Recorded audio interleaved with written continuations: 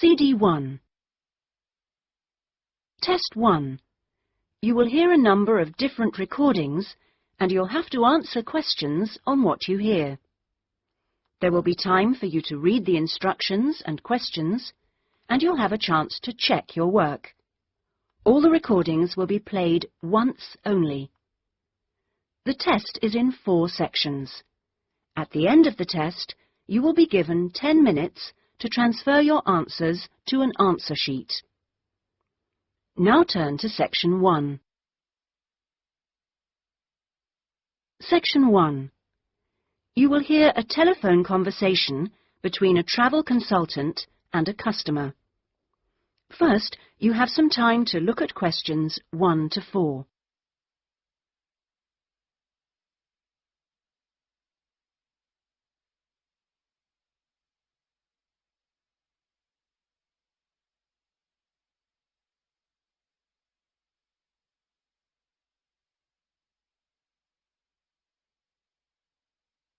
You will see that there is an example which has been done for you. On this occasion only, the conversation relating to this will be played first. Good afternoon, Dreamtime Travel. How can I help you?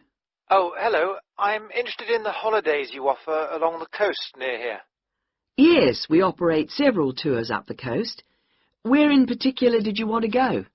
Well, I like the sound of the holiday that mentioned whales. Was it whale watching? Oh, that's our whale watch experience. It's very popular, and it's based in a lovely little town with nice beaches. The holiday is called Whale Watch Experience, so Whale Watch Experience has been written on the form. Now we shall begin. You should answer the questions as you listen, because you will not hear the recording a second time. Listen carefully and answer questions 1 to 4. Good afternoon, Dreamtime Travel. How can I help you? Oh, hello. I'm interested in the holidays you offer along the coast near here. Yes, we operate several tours up the coast. Where in particular did you want to go? Well, I like the sound of the holiday that mentioned whales. Was it whale watching? Oh, that's our whale watch experience. It's very popular, and it's based in a lovely little town with nice beaches. Oh, right. And how long does it last? It's 2 days. That includes 4 hours travel time each way from here. Good. I don't want to be away any longer than that. So, is that by coach? Actually, it's by minibus. We like to keep those tours small and personal, so we don't take a whole coachload of people. In fact, we only take up to 15 people on this tour, although we do run it with just 12 or 13. Oh, right. So, do you run these tours often?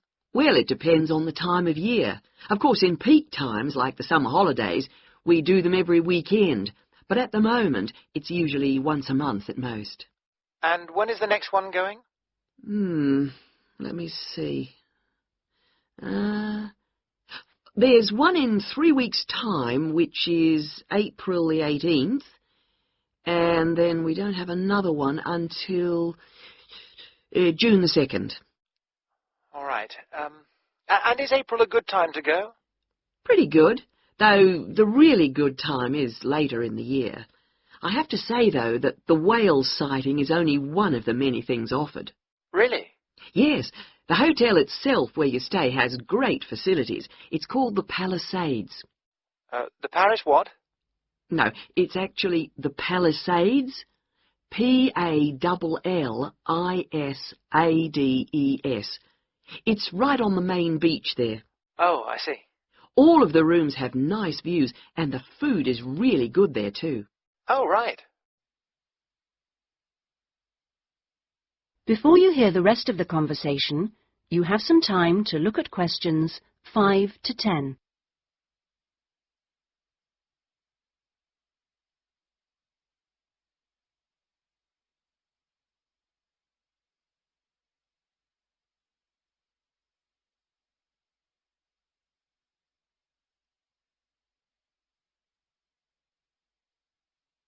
Now listen and answer questions 5 to 10. And what about the other things, that are included in the price? Oh, there are lots of things. If you don't want to do the whale watch cruise, your guide will take anyone who is interested either on a bushwalk through the national park near the hotel, and there's no extra charge for that, or on a fishing trip. That's an extra $12, I think. And there's also a reptile park in town. That costs more or less the same. No, I think I'd prefer whales to snakes. Yeah. And if you just want to relax, you're free to sit by the hotel pool or go down the beach. Oh, and they also have tennis courts at the hotel, but you have to pay for those by the hour. But there are table tennis tables downstairs, and they're part of the accommodation package. Just speak to your guide. Well, that sounds good. So how much is the basic tour price? At this time of year, it's usually around $300, but let me check. Oh, it's actually $280. And the next tour, are there any places on that one? How many people is it for? There are 2 of us. Yes, that should be fine. Can I just mention that we require all bookings to be made at least 14 days before you travel to avoid cancellations of tours? And if you cancel within 7 days of departure, you will have to pay 50% of your total booking. Okay. And you also need to pay a 20% deposit at the time of booking. Can I pay that by credit card? Yes, you can.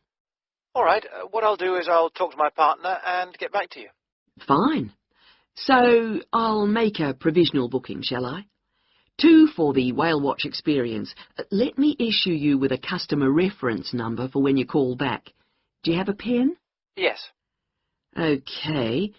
It's 39745T. That's T for Tango. When you call back, ask to speak to the tour manager. That's me, Tracy. Fine, I will. That is the end of section 1. You now have half a minute to check your answers.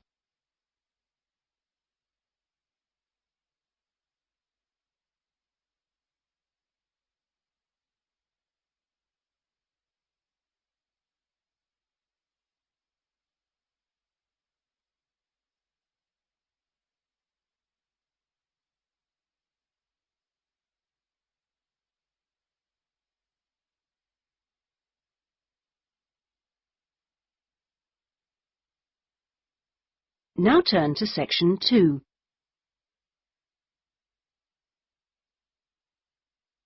Section 2. You will hear a radio program giving parents advice about buying cots for their babies to sleep in.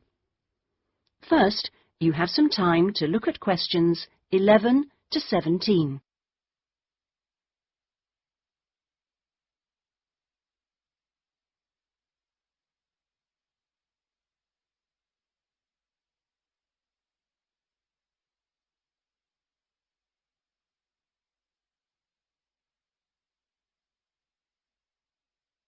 Now listen carefully and answer questions 11 to 17.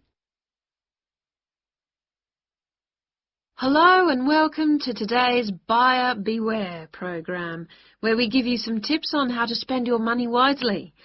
Now, in today's show, we're looking at beds for children and babies. Let's start by looking at baby cots. That's for children of up to 3 years old.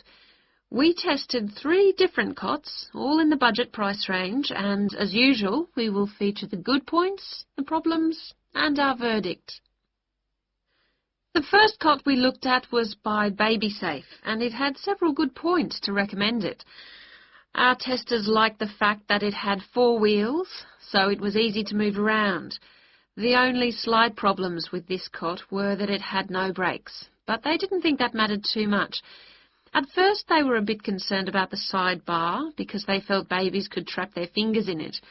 But our testers felt that this was unlikely to happen, so they've given this one a verdict of satisfactory. The next cot was by Choice Cots, and this time our testers were pleased to find a cot which is simple to put together, unlike others we looked at.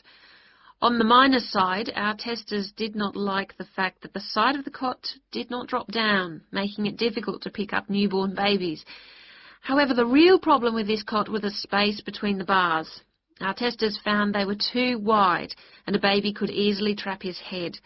We felt this was a real safety hazard, and so we've labelled this one dangerous, I'm afraid. Before you hear the rest of the programme, you have some time to look at questions 18 to 20.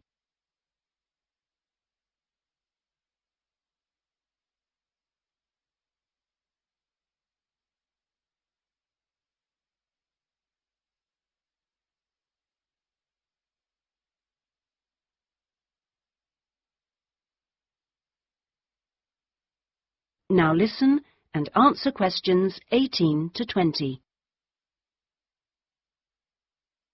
And finally, better news for the Mother's Choice cot.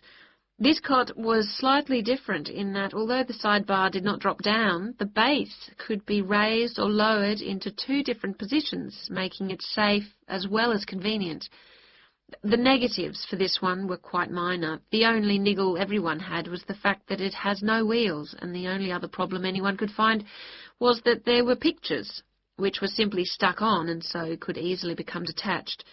The makers have now promised to discontinue this practice. As this cot will then be safe in every way, we have made the Mother's Choice cot our best buy. Congratulations, Mother's Choice. So what features should you look for in a baby's cot? Well, obviously, safety is a very important factor, as well as comfort and convenience. We recommend that if you are buying a cot, do make sure that any metal present is not rusted or bent in any way. You should ensure your cot has only rounded or smooth edging without any sharp edges. This is especially important for wooden cots. And now, on to beds for toddlers. That is the end of section 2. You now have half a minute to check your answers.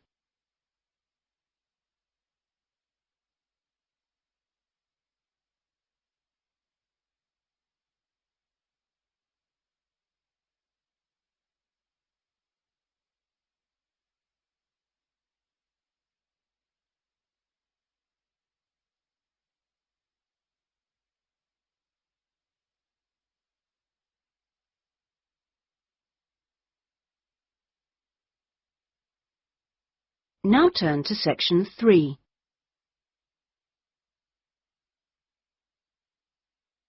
Section 3.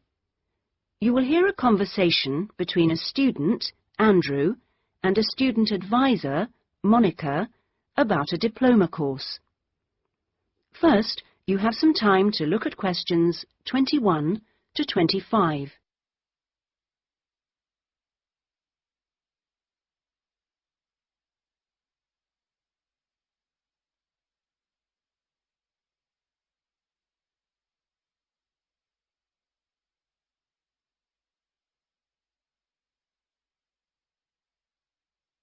Now listen carefully and answer questions 21 to 25. Excuse me, I was told to come here for advice about management diploma courses. You've certainly come to the right place. Hi, my name is Monica. Nice to meet you. My name is Andrew Harris. So, Andrew, have you seen our diploma course prospectus yet? Yes, I've already looked at it. In fact, I thought the information on course content was really useful. But I'm afraid I'm a bit confused by all the different ways you can do the course. Full-time intensive, part-time, and so on. Well, let's see if I can help. I think each course type has its advantages and disadvantages, so it really depends on you, your own study habits, and your financial circumstances, of course. Are you working at the moment? Yes, I've been working in the administration section of the local hospital for the last 3 years. And before that, I worked in the office of a computer engineering company for 2 years. So I've got about 5 years of relevant work experience. And what I'm hoping to focus on is personnel management. I see. And are you planning to leave your current job to study, or are you thinking about just taking a year off? I want to know what my options are, really. I don't want to quit my job or anything, and my employers are keen for me to get some more qualifications, but obviously it would be better if I could do a course without taking too much time away from work. Right. So you don't really want to do the full-time course, then? No, not really. It's also a question of finances. You see, my office have agreed to pay the cost of the course itself, but I would have to take unpaid leave if I want to study full-time, and, well, I don't think I could afford to support myself with no salary for a whole year. Okay. Well, you have two other possibilities. You could either do the part-time course, that would be over 2 years, and you wouldn't have to take any time off work, or you could do what we call a modular course. You could do that in 18 months if you wanted, or longer. It's quite flexible, and it would be up to you. So what does the part-time course involve? For that, you would join an evening class and have a lecture twice a week. Then you'd have to attend a seminar or discussion workshop 1 weekend a month. What kind of coursework would I have to do? Well, it's a mixture. You'd be expected to write an essay each month, which counts towards your final assessment. You have a case study to do by the end of the course, which might involve doing a survey or something like that. And also you need to hand in a short report every 4 weeks. So that's quite a lot of work then, on top of working every day. It sounds like a lot of studying, and really tiring. Yeah, you certainly wouldn't have much free time. Before you hear the rest of the conversation, you have some time to look at questions 26 to 30.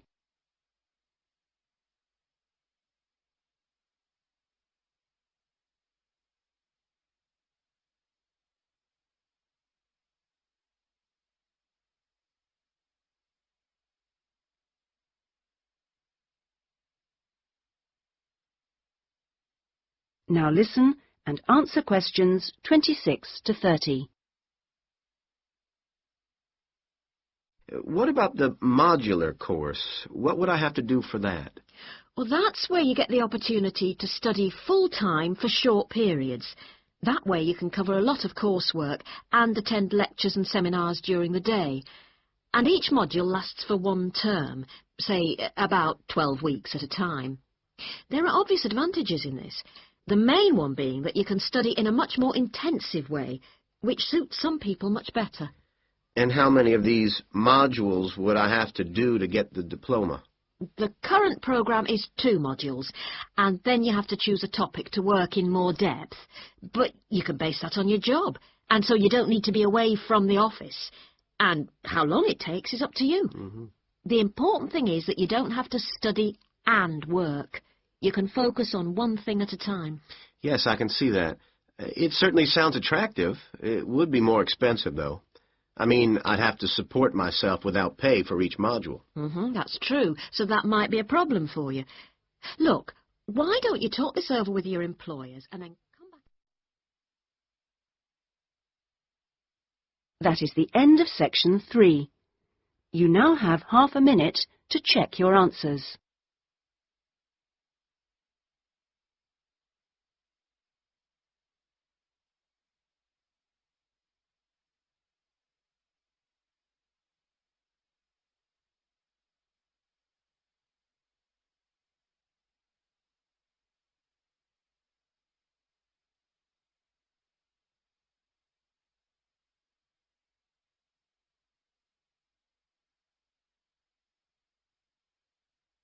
Now turn to section 4.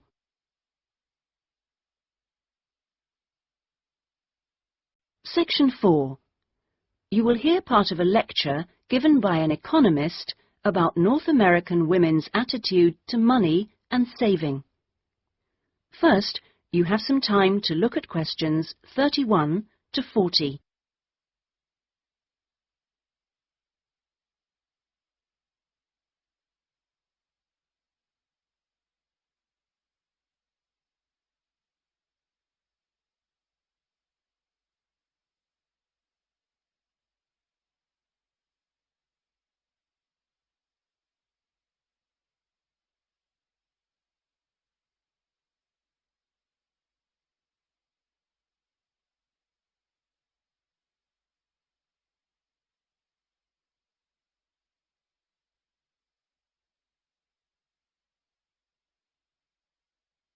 Now listen carefully and answer questions 31 to 40. Okay, so we've been looking at the attitudes of various social and cultural groups towards the management of their personal finances, how important they feel it is to save money, and what they save their money for. One aspect that we haven't yet considered is gender. So if we consider gender issues, we're basically asking whether men and women have different attitudes towards saving money, and whether they save money for different things. Back in 1928, the British writer George Bernard Shaw wrote in his Intelligent Women's Guide to Socialism and Capitalism that a man is supposed to understand politics, economics, and finance, and is therefore unwilling to accept essential instruction.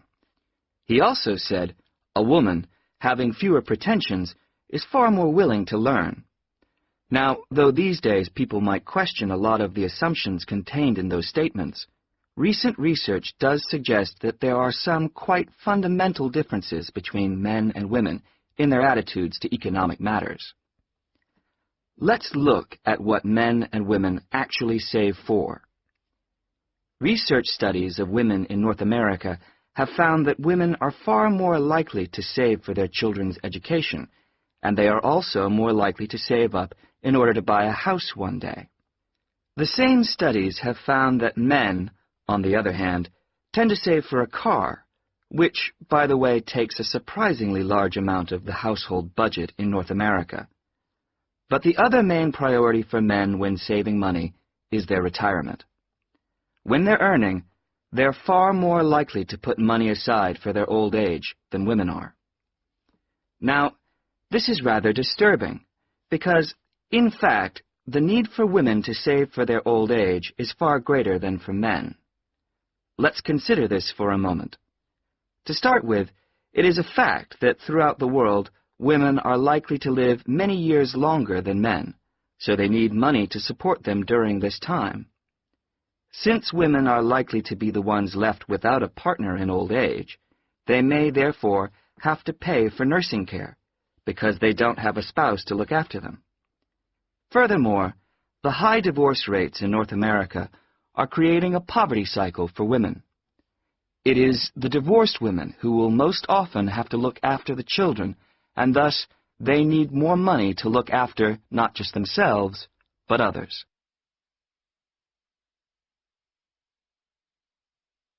So what can be done about this situation? The population in North America is likely to contain an increasing number of elderly women. The research indicates that at present, for women, it takes a crisis to make them think about their future financial situation. But of course, this is the very worst time for anyone to make important decisions. Women today need to look ahead, think ahead, not wait until they're under pressure. Even women in their early 20s need to think about pensions, for example, and with increasing numbers of women in professional positions, there are signs that this is beginning to happen. Then research also suggests that women avoid dealing effectively with their economic situation because of a lack of confidence. The best way for them to overcome this is by getting themselves properly informed so they are less dependent on other people's advice. A number of initiatives have been set up to help them do this. This college, for example, is one of the educational institutions which offers night classes in money management, and increasing numbers of women are enrolling on such courses. Here, they can be given advice on different ways of saving. Many women are unwilling to invest in stocks and shares, for instance, but these can be extremely profitable. It is usually advised that at least 70% of a person's savings should be in low-risk investments. But for the rest, financial advisors often advise taking some well-informed risks. Initiatives such as this can give women the economic skills and knowledge they need for a comfortable, independent retirement. The increasing proportion of elderly women in the population is likely to have other economic consequences. That is the end of section 4. You now have half a minute to check your answers.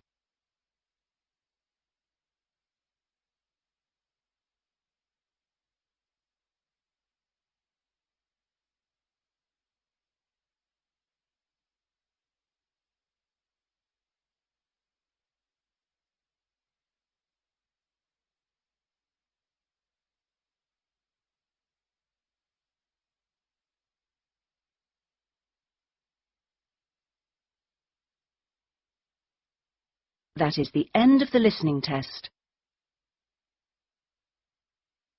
In the IELTS test, you would now have 10 minutes to transfer your answers to the listening answer sheet.